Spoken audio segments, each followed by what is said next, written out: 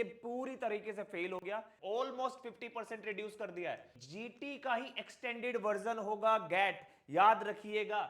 Last year बच्चों को, parents को बहुत सारी प्रॉब्लम झेलने को मिली। जो बोर्ड के सब्जेक्ट थे वो ही सीयूटी में लेते थे। स्टैंडर्डाइज्ड एग्जाम ड्यूरेशन, गैट को हल्के में मत लेना। Hello warriors, welcome back to Unimonks. मेरा नाम है मनीष चौधरी और मैं आपके लिए एक बहुत इंपॉर्टेंट वीडियो लेके आया हूं, major changes CUT 2025। Recently UGC के जो चेयरमैन हैं उन्होंने ये अनाउंस किया है कि इस बार जो सीयूटी 2025 होने वाला है उसमें बहुत बड़े बदलाव होने वाले हैं। आज की इस वीडियो में हम वही डिस्कस करेंगे। लेकिन मैं आपको ये बता दूं, जैसे आपको ये पता चलेगा ना कि मेजर चेंजेस होने वाले हैं, अभी तक जो आप जिस माइंडसेट से प्रिपरेशन कर रहे थे वो आपका चेंज हो जाएगा तुरंत के तुरंत। आपके कोई भी डाउट होंगे तो मुझे कमेंट बॉक्स में जरूर बताइएगा ताकि मैं आपकी हेल्प कर सकूं। ठीक है, आगे बढ़ते हैं। सबसे पहली चीज, इस बार जो एग्जाम होगा ना वो प्योरली कंप्यूटर बेस्ड टेस्ट होगा। अब आप कहेंगे कि सर पिछली बार भी तो हुआ था। देखो पहले क्या हो रहा था, सीबीटी मोड था। जब से इंट्रोड्यूस हुआ था ना ये सीबीटी मोड था, लेकिन उसके बाद इन्होंने लास्ट ईयर 2024 में ट्राई करने की कोशिश की इसको हाइब्रिड मॉडल में इंट्रोड्यूस करने। क्यों? क्योंकि हमारा जो इंफ्रास्ट्रक्चर है इंडिया में वहां पर अभी भी ज्यादातर डिजिटलाइज नहीं हुआ है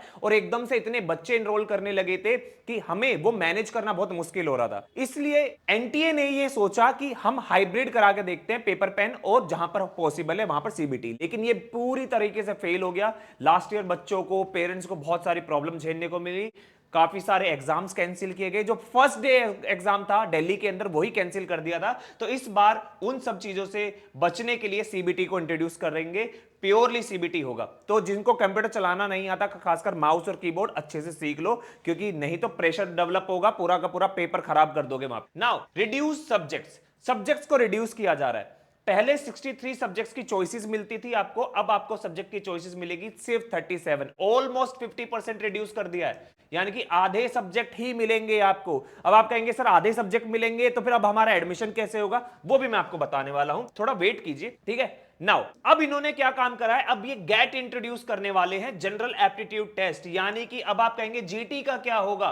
देखिए गेट जो है, जनरल एप्टीट्यूड की जब हम बात करते हैं उसके अंदर आपका क्वांट, रीजनिंग, ठीक है, आपका जीके, आपका ये तीन तो कहीं नहीं गए। इसके बाद आपका थोड़ा बहुत इंग्लिश, ऐसी चीजें ऐड हो सकती है। तो ये एक जीटी का ही एक्सटेंडेड वर्जन होगा गैट, याद रखिएगा।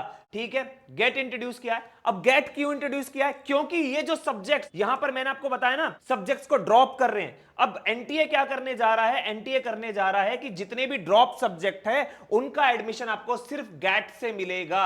आपको ये एग्जाम देना पड़ेगा और इसी के बेस पे आपको एडमिशन मिल जाएगा। अभी तक क्या हो रहा था, फॉर एग्जांपल आपको क्या, जैसे मैं डीयू का एग्जांपल दूं, डीयू में क्या है, आपको 4 सब्जेक्ट होने कंपलसरी थे, एक लैंग्वेज प्लस आपका 3 डोमेन। जहां पर जीटी से एडमिशन होता था वहां पे क्या था, एक लैंग्वेज प्लस एक डोमेन प्लस एक जीटी। ठीक है, अब इन सबको, इनको रिप्लेस कर सकता है सिर्फ गैट से, जो सब्जेक्ट अवेलेबल नहीं होगा।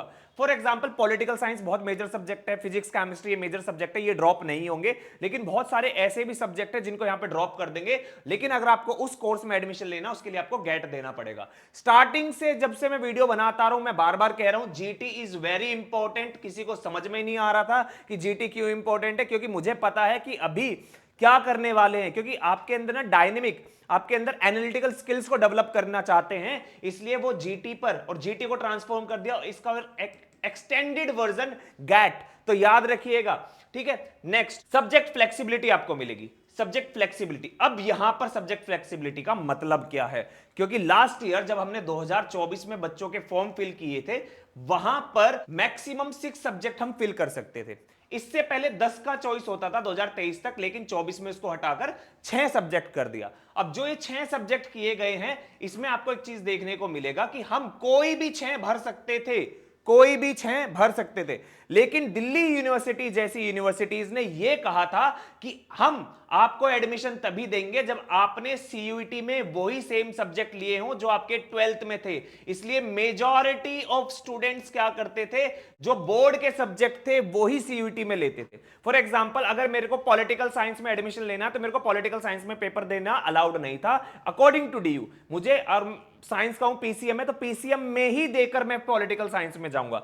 लेकिन अब कहा जा रहा है कि सब्जेक्ट फ्लेक्सिबिलिटी मतलब अब यहां पर इसको दो तरीके से समझा जा सकता है। अगर हम पहले की तरह समझे तो पहले भी सब्जेक्ट फ्लेक्सिबिलिटी थी, आप कोई भी भर सकते थे, सिर्फ डीयू की वजह से, जो डीयू के पर्सनल नॉर्म्स थे उनके खुद के, उसकी वजह से हम 12th के सब्जेक्ट भरते थे। लेकिन अगर हम इस बार ऐसे समझे कि अगर मैंने साइंस पीसीएम किया है 12th में, अब मेरा पीसीएम से मन भर गया है, मैं नहीं करना चाहता, लेकिन मैं सीयूईटी अब पॉलिटिकल साइंस, ज्योग्राफी, हिस्ट्री ऐसे सब्जेक्ट में देना चाहता हूं और डीयू में ही एडमिशन लेना चाहता हूं, क्या मैं ले सकता हूं? तो यहां पर ये चेंजेस इंट्रोड्यूस किए जा रहे हैं। तो इसके ऊपर भी मैं एक डिटेल वीडियो बनाऊंगा, तो याद रखिएगा सब्जेक्ट फ्लेक्सिबिलिटी आपके पास आ गई है। ठीक है, जल्दी ही आपको एनटीए की वेबसाइट पे ब्रोशर मिल जाएगा। ठीक है, वहां पे भी फिर जब ब्रोशर आ जाएगा ना, तब डिटेल में उसको भी अच्छे से डिस्कस करेंगे। Next, standardised exam duration. पहले क्या था? पहले आपके कुछ एग्जाम्स डिवाइडेड थे दो कैटेगरीज में, कुछ का आपका था 60 मिनट, कुछ का था 45 मिनट। एग्जाम का ड्यूरेशन बता रहा हूं ये मैं, ठीक है। अब इन्होंने कह दिया कि एग्जाम कोई भी हो, सभी सब्जेक्ट में आपको 60 मिनट्स दिए जाएंगे। याद रखिएगा 60 मिनट, 1 घंटा दिया जाएगा। और ये एक्सटेंड कर दिया। एक्सटेंड क्यों करा? इससे क्या फायदा? 15 मिनट बढ़ा दिए ना। 15 मिनट क्यों बढ़ाए हैं वो मैं बताने वाला हूं क्यों बढ़ाए हैं। क्योंकि यहां पर सभी क्वेश्चंस कंपलसरी कर दिए। पहले आपके पास चॉइस थी, जैसे अगर 60 क्वेश्चन है तो आपको 50 करने होते थे, 40 क्वेश्चन है, सॉरी 50 क्वेश्चन है तो आपको 40 करने होते थे। ये आपके पास चॉइस होती थी, यानी कि 10 क्वेश्चंस को ड्रॉप करने की। आप अपनी मर्जी से जो चाहे वो क्वेश्चन अटेम्प्ट कर सकते थे। इस बार ऐसा नहीं होगा। अगर 60 क्वेश्चन आए तो 60 के 60 अटेम्प्ट करने हैं, 50 आए तो 50 के 50 ही अटेम्प्ट करने हैं। अब क्वेश्चंस बढ़ गए हैं, इस वजह से टाइम भी बढ़ गया है। ठीक है, याद रखिएगा, क्वेश्चन बढ़ गए इसलिए टाइम भी बढ़ा दिया गया है। तो ये चीज अपने माइंड में रखिएगा। ठीक है, अब जो भी चेंजेस आ रहे हैं, जल्दी आपको ब्रोशर मिल जाएगा। ब्रोशर को डिटेल में हम डिस्कस करेंगे। आपके जो भी डाउट है, मैं पहले बता रहा हूं, गैट को हल्के में मत लेना। खासकर अभी तो जीटी है, जब तक ब्रोशर नहीं आ जाता है तब तक मैं उसको गैट नहीं बोल सकता। एक्सपेक्टेड है ये, लेकिन जीटी का सिलेबस आपको गैट के अंदर मिलेगा, ये मैं आपको पक्का बता रहा हूं। तो जीटी पे फोकस करना स्टार्ट कर दो, एडमिशन रुक जाएगा। अगर आपके कोई भी डाउट है कमेंट करके बताइएगा। वीडियो को सभी दोस्तों के साथ शेयर कीजिएगा, चैनल को सब्सक्राइब कर लीजिएगा, क्योंकि सभी अपडेट आपको मिल जाएगी। आज के लिए इतना ही।